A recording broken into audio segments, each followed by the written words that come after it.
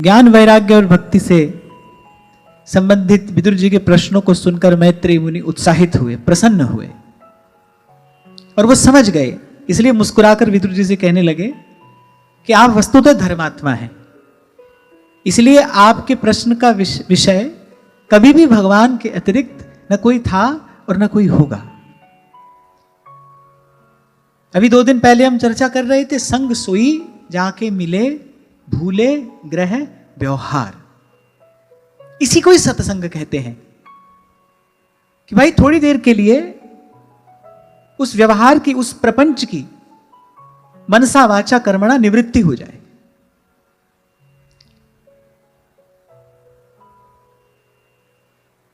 तो जब विदुर जी ने अनेक अनेक प्रश्न मैत्रेय मुनि से पूछे, कुछ लोक संबंधी, कुछ परलोक संबंधी, पूछा जीव का स्वरूप क्या है, ईश्वर का स्वरूप क्या है, और एक प्रश्न जिस पर कल हमने चर्चा की, गुरु शिष्य के मिलने का प्रयोजन क्या है।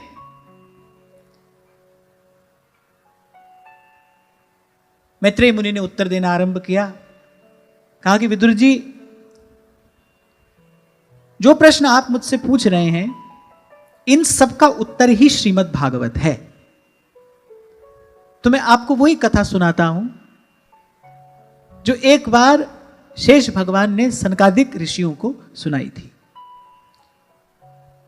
कुछ दिन पहले भी मैंने आपको निवेदन किया कि देखो, जो भी सुना रहा है वो सुनाने से पहले ये स्पष्ट कर रहा है कि जो मैं सुना रहा हूं ये वस्तुतः मेरा पुरुषार्थ, मेरी कोई उपलब्धि नहीं है। ये ज्ञान हमको गुरु प्रसाद से प्राप्त हुआ है। जो भी मैं सुना रहा हूं ये आचार्य परंपरा से मुझे प्राप्त हुआ है। और जो वास्तविक ज्ञान है, जैसे वेद अपौरुषेय है, वो किसी की रचना नहीं है, ऐसी जो वास्तविक ज्ञान है वो भी नित्य है, था, है और रहेगा। कभी किसी सत्र में हमने यहां चर्चा की थी, जब आप परिपक्व हो जाते हैं, जब आप अपनी चेतना के उस धरातल पर पहुंच जाते हैं, जब आप योग्य हो जाते हैं, जब आप साधन के अनुष्ठान के द्वारा अपनी पात्रता का निर्माण कर लेते हैं, वो ज्ञान प्रकट होता है। और मैं बार बार आपको कह रहा हूं, इस बात को ध्यान रखना, ये जो आप सुन रहे हो इसका प्रयोजन है आपको भजन में लगाना, चिंतन में लगाना। इसका फल यही है कि आप आत्मचिंतन में लगें, यहां वहां बिखरा मन धीरे धीरे सिमटे, आप आत्मचिंतन में लगें। आत्मचिंतन करते करते आप ध्यान की उस अवस्था में पहुंचे जहां ये ज्ञान आपके भीतर प्रकट हो। पर इस बात में कोई संशय नहीं है, इस बात में कोई द्वंद्व नहीं है, इसमें कोई दुविधा नहीं है। भाई, काम तो वही ज्ञान आता है जो आपके भीतर प्रकट होगा।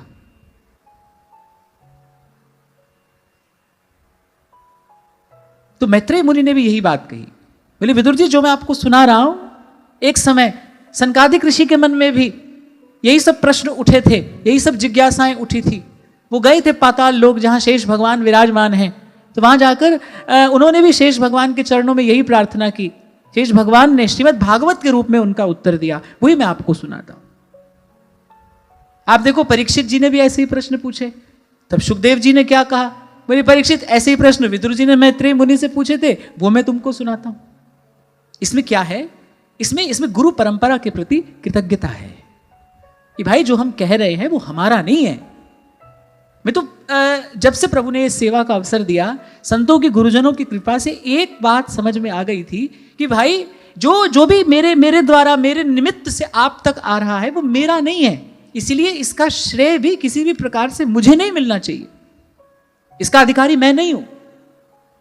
यदि मैं इसका अधिकारी बनता हूं तो फिर मैं चोरी करता हूं, फिर ये चोरी है। और चोरी करने वाला तो कोई भी युग हो, दंड का ही पात्र होता है ना। जो भी ये आप तक आ रहा है, ये गुरु परंपरा से यहां तक आया है, अब आप तक आ रहा है। गंगा जी में जो सारी सृष्टि के पाप नाश की शक्ति है, उस शक्ति का मूल क्या है? भगवान के चरणों का स्पर्श है ना। वो भगवान के चरणों को धोती हुई आई हैं, इसलिए उनकी ऐसी अद्भुत शक्ति है। बस ऐसे ही ये जो ज्ञान, ये जो कथा वार्ता, ये जो चर्चा आप और मैं कर रहे हैं ना, ये भी भगवान से ही प्रकट होती हुई हम तक आई है। यहां श्रीमद् भागवत में स्पष्ट किया गया। मैत्रेय मुनि बता रहे हैं कि जब सनकादिक ऋषियों ने श्री शेष भगवान से ये सब प्रश्न किए तो इसलिए शेष भगवान ने सनकादिक ऋषियों को यह श्रीमद् भागवत पुराण सुनाया। उन्होंने परमहंसों में प्रधान सी सांख्यायन मुनि को सुनाया। उन्होंने महर्षि पराशर और देवगुरु बृहस्पति को सुनाया। महर्षि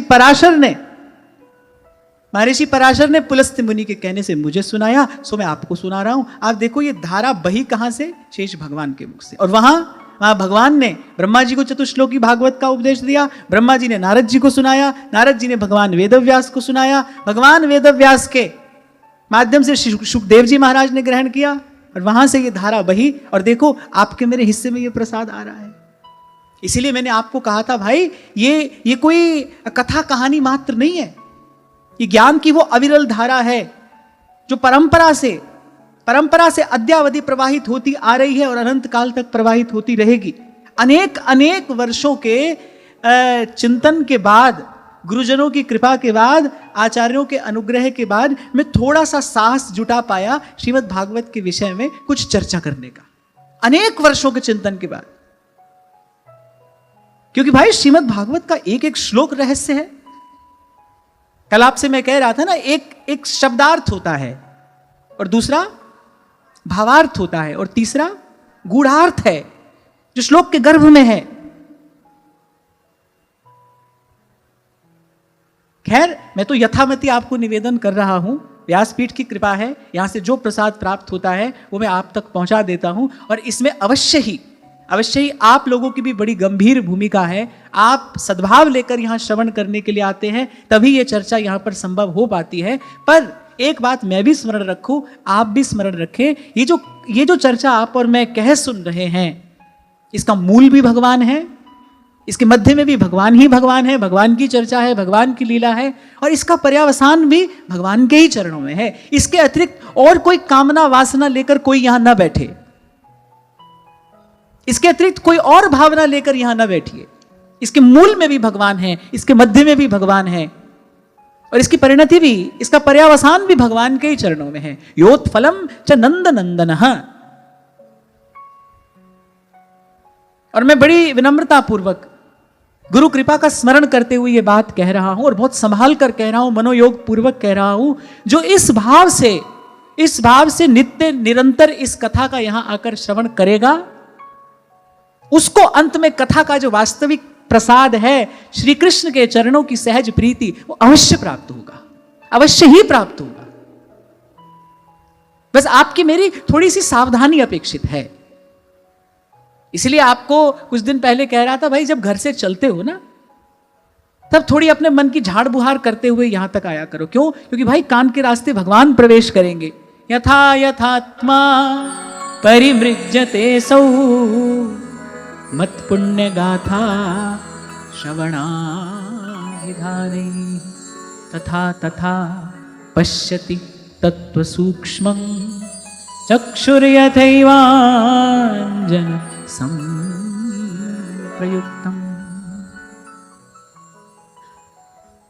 तो महाराज परीक्षित ने भी सृष्टि संबंधी प्रश्न किया था, विदुर जी ने भी सृष्टि संबंधी प्रश्न किया। और ये बात भी ध्यान में रख लेने की है, जो भी प्रभु की ओर चलेगा उसके मन में एक से ही प्रश्न उत्पन्न होंगे, उसकी जिज्ञासा एक जैसी ही होगी। इसलिए सब संतों का मन एक है। कल यही तो आपसे मैं कह रहा था कि किसी का अनन्य भाव भगवान के किसी भी स्वरूप में हो, लेकिन जब संतों की बात आई है तो सबने सबको प्रणाम किया है। संत सब है, गुरुदेव है, उनका मन एक है। कहने वाला बड़ी सुंदर बात कहता है, कह रहे नेक नेक सब एक है। जिसको मन में भगवान की इच्छा है, वो भगवान के किसी भी स्वरूप का भजन क्यों ना करता हो। इसलिए ध्रुवदास जी ने कहा, जो जहां जैसो भाव धर भजे है, तिनको तहां ठाकुर जी पूर्ण सुख देते हैं। ऐसा नहीं कि किसी को कम मिलता है, किसी को अधिक। जो जहां जिस भाव से प्रभु का भजन कर रहा है, बोले उसको प्रभु पूर्ण सुख देते हैं। घट बढ़ को नहीं।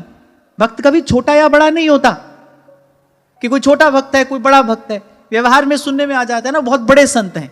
अरे जो छोटे बड़े से मुक्त हो जाता है वही संत होता है। जो छोटे बड़े के झगड़े से मुक्त हो गया है ना, वही संत है। जो सब द्वंद्वों से अतीत पहुंच गया है, वही तो संत है। कबीर कहते हैं, हद को जाने मौलवी, बेहद जाने पीर। हद बेहद से दूर है, जाने सोई फकीर। संत कहाँ ही उसको जाता है, समत्व को जो उपलब्ध हुआ है। अब ना छोटा है और ना बड़ा है, ना नया है ना पुराना है, ना मेरा है ना आपका है, सबका है। वासुदेव सर्वमिति समहात्मा सुदुर्लभ। और प्रसंग आया है तो मैं एक छोटी सी बात कहता हुआ आगे चलूं कि भाई आज के इस समय में इस शब्द का सर्वाधिक दुरुपयोग हो रहा है, संत। किसी को भी आप और मैं संत कह देते हैं। अरे बड़ी पीड़ा होती है जब टीवी चैनल पर 4 लोगों को बिठाकर और न्यूज चैनल वाले हेडलाइन देते हैं संतों में घमासान। 4 लोगों को पकड़कर बैठाएंगे, बहस का कोई भी विषय दे देंगे, सारा विश्व देख रहा है। क्या सोचेगा सारा विश्व कि भारत के संत ऐसे हैं? ये भारत की संत परंपरा है? किसी न्यूज चैनल पर जाकर लड़ रहे हैं, भिड़ रहे हैं, गाली तक दे देते हैं, हाथापाई तक हो जाती है। भाई वो जो चैनल वाले चला रहे हैं उनको तो अपना काम करना है, उनको तो अपने काम से मतलब है। किसी को भी वैसा भेष देकर बैठा दिया और कहा लीजिए देखिए संतों में होता हुआ घमासान। और आप और मैं भी ऐसे ही है, किसी को भी संत कह दिया, किसी को भी संत समझ लिया। भगवत रसिकदेव स्पष्ट करते हैं, इतने गुण जामे सो संत। फिर बात कहनी पड़ेगी मुझे, भाई जब तक आपको शास्त्र की भाषा का ज्ञान नहीं होगा कैसे पढ़ोगे, कैसे ये सब बात समझ में आएगी? आपको जो कोई जैसा पढ़ाएगा आपको ऐसा पढ़ लेना पड़ेगा। अरे अब तो मुझे यह कहना पड़ता है संस्कृत ना सही ठीक से हिंदी तो पढ़ लो।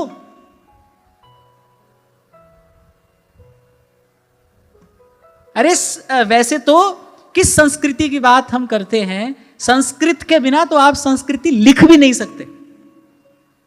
संस्कृत के बिना तो संस्कृति लिखा भी नहीं जा सकता। वो संस्कार हो या संस्कृति। आज भी सुबह अयोध्या से जगत गुरु रामानुजाचार्य श्री राघवाचार्य जी महाराज का यहाँ सहज में आगमन हुआ तो महाराज श्री से यही बैठकर चर्चा हो रही थी। महाराज जी ने कहा धर्म की रक्षा तभी संभव है जब शास्त्र की रक्षा हो। शास्त्र मर्यादा सुरक्षित रहेगी तो धर्म सुरक्षित रहेगा। कैसे रहेगी शास्त्र मर्यादा सुरक्षित? हमको तो शास्त्र उठाकर पढ़ना भी नहीं आता। कैसे शास्त्र का विचार करेंगे, कैसे तदनुकूल आचरण करेंगे, हमको तो उसकी भाषा का ही ज्ञान नहीं है।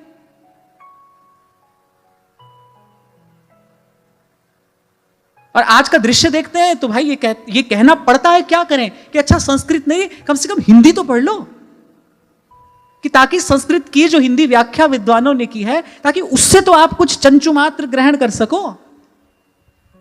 फ्रेंच और जर्मन तो बड़े शौक से पढ़ाते हो आप अपने बच्चों को, आप भी बड़े उत्साहित होते हो, बच्चे को भी बड़ा उत्साहित करते हो।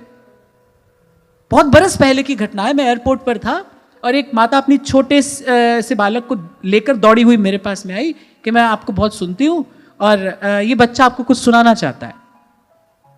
हम एयरपोर्ट पर बैठे थे, फ्लाइट के आने में कुछ समय था। छोटा सा बच्चा, 4 बरस की अवस्था होगी उसकी। अब उस छोटे से बच्चे ने और मुझे अंग्रेजी में गाना गाकर सुनाया। मैं किसी का खंडन नहीं कर रहा हूं, जहां जिस भाषा की उपयोगिता है सो है, पर हम जब धर्म की बात करते हैं, हम जब शास्त्र की रक्षा की बात करते हैं, तब तो मुझे ये कहना पड़ेगा। तो छोटे से बालक ने अंग्रेजी में गीत गाकर सुनाया, अच्छा गाया। तो बालक को तो मैंने दुलराया ही, वो तो बालक है, अबोध बच्चा। पर उसकी मां को मैंने कहा आपने कहा तो है मैं आपको बहुत सुनती हूं, पर नहीं, आप मुझे सुनते नहीं। आप मुझे सुनते तो आज ये बच्चा मुझे आकर महामृत्युंजय या गायत्री मंत्र सुनाता। अगर आप मुझे ध्यान से सुनते तो फिर ये बच्चा मुझे अंग्रेजी में ये गाना गाकर नहीं सुनाता, जो इसकी भाषा नहीं है, जो इसका मूल नहीं है, जो इसके भीतर नहीं है। यदि ये वो सीख सकता है, यदि आप इसको अनुकूल संस्कार देते तो ये इससे भी शीघ्रता से उसको ग्रहण करता। और अभी कुछ दिन पहले ही मैं आपसे कह रहा था, कोई पूछे ना क्या होता है संस्कार, आप बार बार संस्कारों की बात करते हैं, बार बार संस्कारों की बात करते हैं। तो मैंने आपको एक छोटा सा उदाहरण दिया था, जैसे आप अपने मोबाइल में सॉफ्टवेयर अपडेट करते हैं ना, उसकी फंक्शनिंग बढ़ जाती है आपके मोबाइल की, ऐसे ही संस्कार आपका सॉफ्टवेयर अपडेट है। छोटे से बालक का जब यज्ञोपवीत संस्कार होता है, जब सूर्य और गायत्री की उपासना का संस्कार आचार्य उसको प्रदान करते हैं, उसके ओज की, तेज की, उसकी मेधा की वृद्धि होती है। जब कोई बालक त्रिकाल संध्या करता है, नित्य गायत्री मंत्र का जप करता है, तो उसकी प्रज्ञा खुलती है, शास्त्र का जो रहस्य है उसको ग्रहण करने की योग्यता आती है। जो भोजन आप और मैं करते हैं ना, उससे तो बुद्धि स्थूल बनती है। शास्त्र आदि का विचार करने की योग्यता ऐसी बुद्धि में नहीं होती।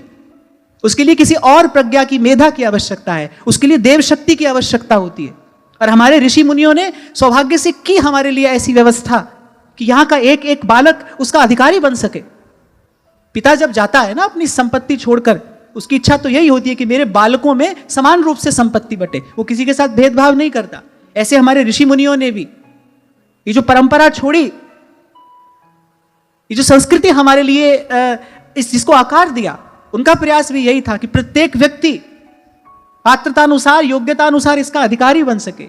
हमारा सौभाग्य हमारे हिस्से धन आया, और हमारा दुर्भाग्य ये कि इस ओर हमारी दृष्टि तक नहीं है।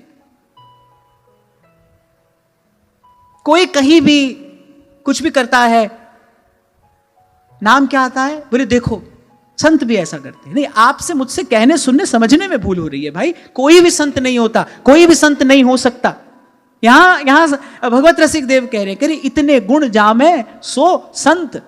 चलो आज इसी बात पर विस्तार से चर्चा कर लेते हैं, आगे तो बढ़ ही जाएंगे। सबसे पहली बात क्या कहते हैं, श्री भागवत मध्य जस गावे श्री मुख कमलाकन। सबसे पहले तो वो हरि का भक्त हो, और श्री भागवत मध्य जस गावे, और भक्तों के बीच में बैठकर परमहंसों की संगीता का सहज भाव से प्रभु का यश विस्तार करने की इच्छा से नित्य गान करता हो। अभी मैं आपको बता रहा था ना, व्यास जी ने भी अपनी वाणी में, यद्यपि व्यास जी अनन्य रसिक हैं, व्यास जी ने यह सूत्र दिया, जाकी है उपासना ताही की वासना, और ताही को नाम रूप लीला गुण गाइए। पर ऐसे व्यास जी ने भी यत्र तत्र श्रीमद् भागवत जी की कृपा तो मनाई है। व्यास जी ने यह तो बता दिया, भाई ये जो हमारा बिगड़ा मन सुधरा ना, ये तो संतों के मुख से भागवत सुनने से सुधरा है। शुक मुख वचन रचन कह कोटिक, बिगड़े व्यास सुधारे, भावत हरि प्यारे के प्यार, भावत हरि प्यारे के प्यार। तो कह रहे सबसे पहले तो हरि का भक्त हो, और हरि के भक्तों में बैठकर नित्य निरंतर भगवान की इस लीला कथा का गान करता हो। ये तो नियम होना चाहिए। श्रवणम कीर्तनम विष्णु स्मरणम। सेवक जी महाराज ने कहा नवदा भक्ति में से 3 का तो नियम होना चाहिए, श्रवण कथन सुमिरन परतीति, बीत काल सब जाइयो। झंझट ये है भाई, जितना हमको अच्छा लगता है, जितना हमारे अनुकूल पड़ता है, उतनी बात हम मान लेते हैं। अब डॉक्टर ये कहे भाई सुबह दोपहर शाम 3 समय ये दवाई लेना, अब हमको अनुकूल है भाई एक ही समय ले सकते हैं, तो आपको लगता है रोग ठीक हो जाएगा? नहीं भाई, वो डॉक्टर है, उसने आपका निरीक्षण करके भली प्रकार से आपके लिए वो औषधि की व्यवस्था की है। आपको उसको पूर्णतः समर्पण करना पड़ेगा यदि आप स्वस्थ होना चाहते हो। तो मनमानी चाल से चलने से कोई भी रोगी स्वस्थ नहीं हो सकता। वैद्य को, डॉक्टर को समर्पण करना पड़ता है ना। ऐसे हमारी जितनी इच्छा हुई उतना हमने माना, माना माना, नहीं माना नहीं माना, इसको कहते हैं मनमानी चाल चलना। और मैं सदा से आपको कहता हूं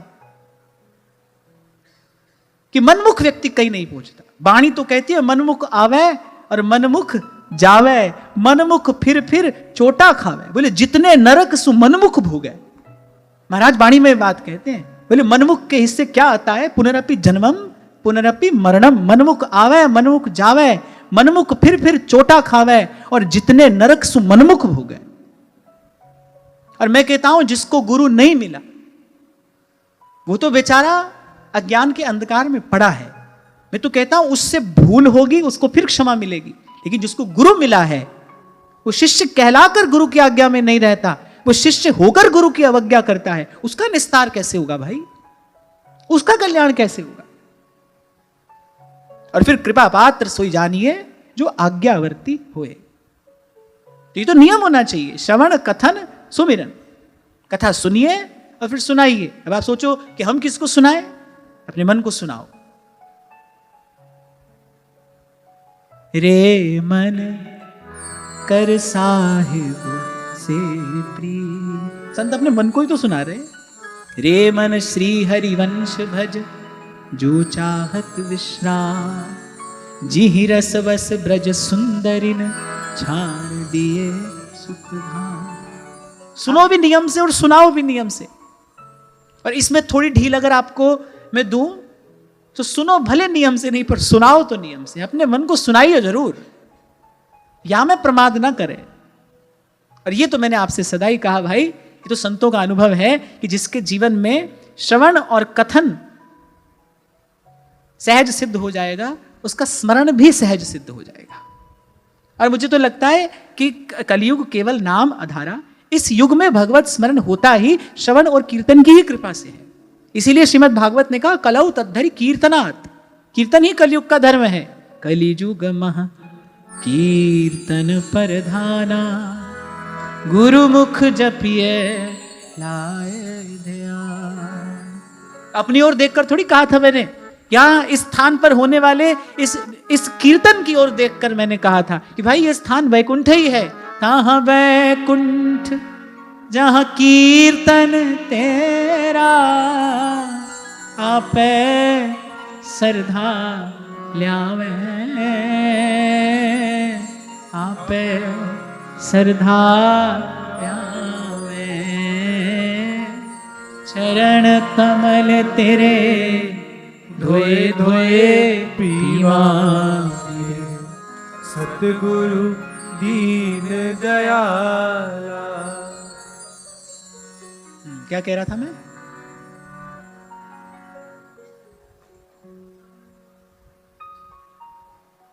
और बताओ।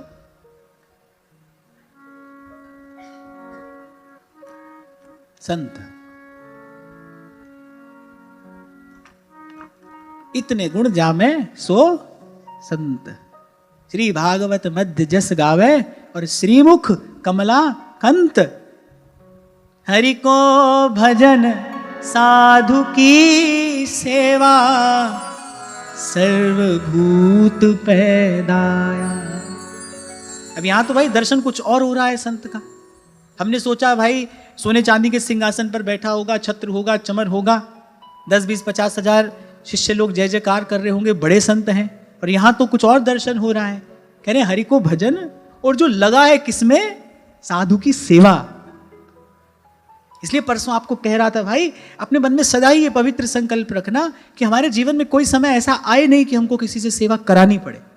प्रभु हमारा तन मन स्वस्थ रखें, हम सदा सेवा करते रहें, करानी ना पड़े सेवा, हम सदा सेवा करें। हम प्रभु के सेवक हैं भाई। सेवक सेवा कराने के लिए नहीं होता है, सेवक सेवा करने के लिए होता है। और माया और काल से मुक्त अगर कभी कोई हुआ है, होता है या होगा, तो प्रभु का सेवक होता है। तेरे सेवक को पौ किछ नाही, जंब ना आवे नेरे। इसलिए भाई मैंने तो जितना भी भक्तों का चरित्र चिंतन किया, हमको तो कोई ऐसा नहीं मिला जो अपनी पूजा करा रहा हो, अपनी सेवा करा रहा हो। भक्तमाल में आप एक एक भक्त का चरित्र चिंतन करिए, सब संतों भक्तों की सेवा करने में ही लगे हैं। सब इसी बात का उत्सव मना रहे हैं। मेरे मन में तो यही बड़ो चाव, संतन को देखूं आम तो। बड़े भाग से संत पधारे, इनको करूं प्रणाम। बड़े भाग से संत पधारे, तिनको करूं प्रणाम। भगवान जिनकी गोदी में खेल रहे हैं, जिनके इशारे पर नाच रहे हैं, वो भी मांग क्या रहे हैं भगवान से? हो मांगू संतन रहना, मैं नाही किसे का देना। तो इसलिए आज ये प्रसंग आरंभ हो गया, तो मैंने कहा इस बात पर थोड़ी विस्तार से चर्चा कर ली जाए। होता कौन है भाई संत? फिर हरि को भजन और साधु की सेवा, हरि का सर्वभूत पे दाया। इसलिए मैंने कहा जो छोटे बड़े से मुक्त हो गया है, जो मेरे तेरे से मुक्त हो गया है, वही तो संत है, जिसका ना कोई अपना है ना पराया। भाई अगर हैं तो फिर सभी प्रभु के हैं। कल आपको कह रहा था, आप कहते हो आप में प्रभु दिखाई देते हैं, भाई सब में देना चाहिए। फिर आपकी बात में तब मानू ना जब सब में दिखाई दे। और एक और बात, मेरा इसमें दृढ़ विश्वास है, मेरी इस सिद्धांत में श्रद्धा है। आपको जितना अनुकूल पड़े आप सुनिए समझिए, पर भाई मेरी दृष्टि में प्रभु के सर्वत्र विराजमान होते हुए प्रभु का कोई जन अपनी सेवा अपनी पूजा नहीं करा सकता है, नहीं करा सकता है। जब प्रभु सर्वत्र व्याप्त हैं, विराजमान हैं, और फिर मुझे तो लगता है संत है ही वही जिसको ये अनुभव हो रहा है, लाली मेरे लाल की जित देखूं तित लाल। मुझे लगता है भाई इस अवस्था में पहुंचा हुआ जो सर्वत्र प्रभु का ही दर्शन कर रहा है, वो किसी से अपनी पूजा कैसे करा लेगा भाई? वो किसी से अपनी सेवा कैसे करा लेगा? दीनता के आसन पे भक्ति महारानी विराजमान होती है, और भगवान के दरबार में अगर किसी का आदर होता है, एह दरबार दीन को आदर रीति सदा चली आए। और मुझे नहीं लगता कि सोने के सिंहासन पर अनेक अनेक उपचारों से पूजित होते हुए किसी के मन में दैन्य रह सकता है। दैन्य की अवस्थिति ही सेवा में है, निरभिमानता आती ही सेवा में है। और जिसको एक बार सेवा का सुख मिला वो अपने प्राण छोड़ेगा पर सेवा नहीं छोड़ेगा। जिसको सेवा का सुख मिल गया है, जिसने जान लिया है सेवा का आनंद क्या है, वो कहेगा भाई हमारे प्राण जाते हो चले जाएं, हमारी सेवा नहीं छूटे। कैसे हनुमान जी व्याकुल हो गए, यानी प्रभु की सेवा के बिना नहीं रह सकते हैं। हमारा जीवन ही सेवा है। प्रभु हमारी ओर देखें ना देखें, हम सेवा में रहें। यद्यपि ऐसा कहीं लिखा तो नहीं है, मैं अपने छोटे से अनुभव से आपसे कह रहा हूं, यदि सेवा में आसक्ति हो जाए फिर तो भाई कभी कभी ऐसा मन हो जाता है ठाकुर जी का दर्शन भी हो कि न हो, प्रभु की सेवा मिले। इसलिए कल आपसे एक संकल्प कराया था मैंने, हो सके तो संकल्प करना हमारे जीवन का कोई भी दिन प्रभु की और प्रभु के जन की सेवा के बिना नहीं जाए। प्रयास तो यही करना भाई, किसी को खिलाकर खाओ। आपका प्रयास तो यही होना चाहिए। आप साधक हो, आप प्रभु के जन कहलाते हो, माला तिलक आपको मुझे गुरु प्रसाद से मिला है, हमारे जीवन में प्रभु का नाम है, कम से कम इतना आचरण तो हमारे जीवन में सबको दिखाई पड़ना चाहिए। भाई हो सके तो किसी का सहयोग करके, किसी की सेवा करके, किसी को भोजन करा के हम भोजन करें। और संतों का जीवन तो यही देखा हमने, मधुकरी करके लाते थे, ठाकुर जी को भोग लगाते थे, बाट जो होते थे भाई, कब कोई संत आए उसको पवाए तो फिर प्रसाद पाए। जो प्रभु को वस्तु भोग लग जाती है उसको क्या कहते हैं? प्रसाद। और वो प्रसाद जब संत पाते हैं फिर वो होता है महाप्रसाद। हमारे महाप्रभु जी क्या पाते हैं? महाप्रसाद। कह रहे सर्वस महाप्रसाद प्रसिद्धता के अधिकारी। श्री स्वामी जी महाराज के 56 में श्रीमद गोस्वामी नाभादास जी महाराज लिखते हैं, कह रहे उत्तम भोग लगाए मोर मरकट तिमी पोषें। तो प्रयास तो यही करना चाहिए भाई कि अपने हाथ से किसी को खिला कर खाओ। आधी रोटी पास में है तो उसमें भी आधा टुकड़ा किसी को देकर पाओ। चिंता ना करना भाई हम भूखे रह जाएंगे, हमारा शरीर दुर्बल हो जाएगा। सब सुख भगवान की अनुकूलता में है, ध्यान रखना। सब कुछ आपके प्रतिकूल हो, प्रभु अनुकूल हैं। बाल न बांका कर सके सब जग बैरी हो। भगवान के भक्त के जीवन में ही तो ऐसी घटना घटती है कि विष अमृत हो जाता है, विष अमृत हो जाता है। भक्त के जीवन में तो यह घटना घटती है। इसी को कहते हैं प्रभु की ओर देखकर प्रत्येक कर्म करना। इसी को कहते हैं कर्म करते हुए प्रभु को निवेदन करते चलना। और जीवन का साफल्य इसी में है, यही जीवन सिद्धि की कुंजी है। और मैंने तो अपने जीवन में यही थोड़ा सा अनुभव किया कि आप पवित्र संकल्प करो, उसकी पूर्ति भगवान करते हैं, उसकी पूर्ति भगवान करते हैं। भजन करो, खूब करो, निरंतर करो। शरीर का क्या करोगे? देह खे हो जाएगी फिर कौन कहेगा दे। और कभी कभी तो मेरा मन होता है कह दो आपसे कि होती रहेगी आध्यात्म की बात, पहले आओ आपकी मेरी बात करते हैं। क्या हमारा जीवन कैसा है, आज कहां खड़े हैं हम?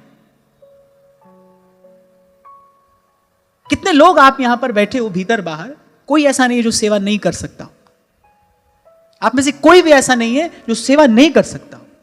आप में से ऐसे कुछ हो सकते हैं जो पूजा ना कर सकते हो, नहीं आती होगी पूजा की विधि, कैसे करोगे? आप ऐसे हो सकते हैं आप यज्ञ ना कर सकते हो, जब तप ना कर सकते हो, लेकिन आप में से कोई ऐसा नहीं है जो सेवा ना कर सकता। ये योग्यता प्रभु ने सबको समान रूप से दी है।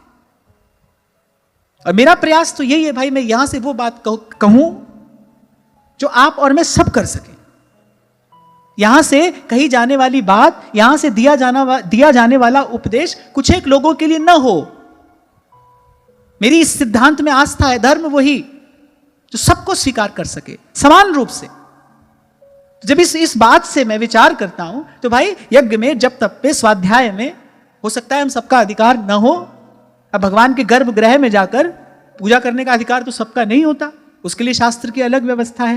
पर सेवा तो भाई आप और मैं सब कर सकते हैं। और मैंने कहा था कि तन अशक्त हो, धन भी नहीं हो तो भी कोई चिंता की बात नहीं। आपको बस माला उठानी है और बस कुछ माला के मन के घुमाने हैं। लोकः समस्तः सुखिनो भवन्तु। ये भी ना कहना आए, नानक नाम चढ़दी कला, तेरे पाणे सर्वतदा फला।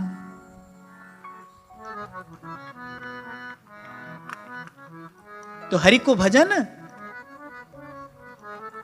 साधु की सर्वभूत पे दया। कलयुग में यह धर्म का प्राण है, जीवे दया। गौड़ीय संप्रदाय के किसी महानुभाव ने कहा, जीवे दया नामे रुचि। आप प्राणी मात्र पर दया का भाव रखोगे, क्या होगा? हृदय कोमल होगा। दया से हृदय कोमल होता है ना, हृदय कोमल होगा।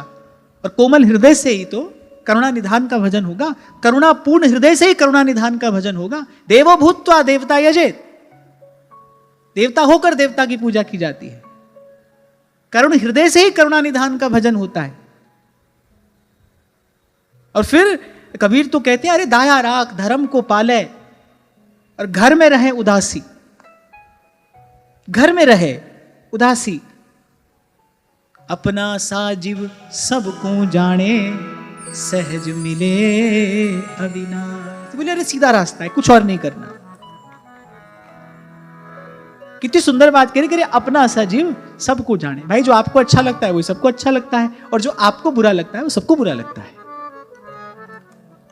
बहुत लोग हमने जीवन में ऐसे देखे, अरे हम तो सीधी सच्ची बात करते हैं, अच्छी लगे ना लगे। लेकिन ऐसे सीधी सच्ची बात करने वाले जब सीधी सच्ची सुनने का अवसर आता है ना, तो अनुपस्थित देखे जाते हैं। और अगर सुननी पड़ जाए तो सह नहीं पाते। बहुत विचार कर ऋषियों मुनियों ने कहा, सत्यम ब्रूयात, पर कहा प्रियम ब्रूयात। सत्य भी बोलिए पर मीठा भी बोलिए। संत तो कहते हैं वाण से कहीं अधिक घातक वाणी की चोट होती है। मेरे जो वाण का घाव है वो तो भर जाता है, वाणी का घाव नहीं भरता है। क्यों? पुनः यहां पर प्रकट होती है शब्द की शक्ति। शब्द की शक्ति का क्षय नहीं होता। मैंने कहा, कल कह रहा था ना मैं आपसे, जो भी ज्ञान है, जो भी ऋषि मुनियों की परस्पर वार्ता है, वो इस अस्तित्व में ज्यों की त्यों है, अक्षुण्ण। इसीलिए ज्ञान को अखंड कहा गया। इस रूप में ये ज्ञान अखंड रूप से विराजमान है। आपके कान जिस दिन तैयार हो जाते हैं, आपको वो सुनाई पड़ने लगता है। आपकी आंख जिस दिन योग्य हो जाती है, दिखाई पड़ने लगता है। और साधना है भी इसीलिए, योग्यता अर्जित करने के लिए तो साधना है। फिर अपना सजीव सबको जाने, सहज मिले अविनाशी। और हम अपनी बात करें, हम जिस पथ के पथिक हैं, हमको जिस मार्ग से होते हुए जाना है, हमारे आचार्य ने हमको जो मार्ग दिखाया है, वहां तो भाई ये पहली मांग है, पहला कदम ही है। इसके बिना तो आप दूसरा कदम रख ही नहीं सकते। सब सो हित निष्काम मति, इसके बिना तो भाई आगे ही नहीं बढ़ सकते। कभी बैठे बैठे देख लेना चाहिए, अपने भीतर झांक कर देख लेना चाहिए, भाई ऐसे किसी के प्रति ईर्ष्या का भाव तो मेरे मन में नहीं है। अगर ईर्ष्या है तो अहित चिंतन भी होगा, क्योंकि ईर्ष्या अहित चिंतन कराए बिना रहेगी नहीं। अग्नि जलती हो तो भाई ताप भी होगा ना, धुआं भी होगा, ताप भी होगा। ऐसे ईर्ष्या रूपी अग्नि अगर किसी हृदय में जलती है तो भाई अहित चिंतन भी होगा। और जिसने अहित चिंतन किया, तो व्यास जी कह रहे हैं, जल सींचत है मूल में, वृक्ष लगावे आग। हाथ में भले माला घूम रही है, और हृदय से यदि किसी का अहित चिंतन हो रहा है, तो भले जड़ में पानी दे रहे हैं, वृक्ष में आग लगा रहे हैं। है तो नहीं किसी के प्रति ईर्ष्या,